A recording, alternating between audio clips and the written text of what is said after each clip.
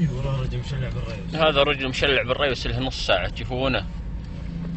تشوفونه ماسكه معاه بالريوس، حيت الله انه مذرح.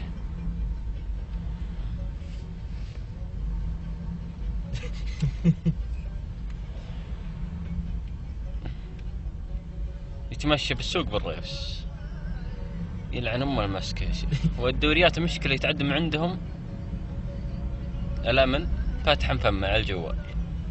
ماسك سيد المشكله، بس انه محترم ماسك السيد.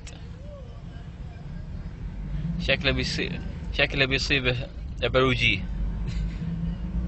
والله ترى له يمكن له نص ساعه لف الحاره كامله بالريوس، شايفينه مروح بعد كمان يمشي. احنا معشقين الثالث. الله يلعن المخدرات، شوف طلع على الخط الرئيسي.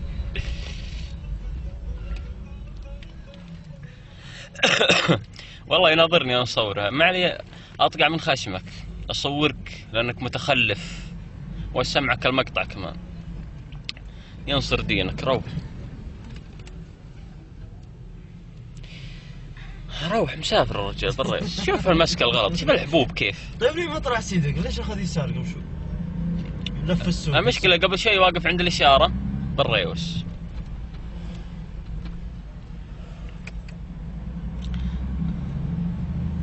عوافي الرجال مسافر. الله يلعن المخدرات يا شيخ. شوف نمشي وراه كم،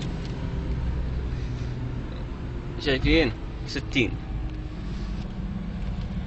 هو يمكن يمشي الحين 80. شوف واقف عند الإشارة بالريوس.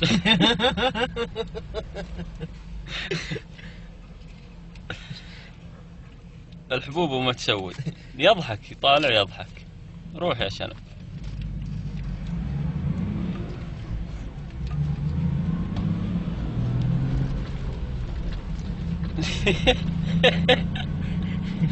الله يلعن المخدرات يا شيخ.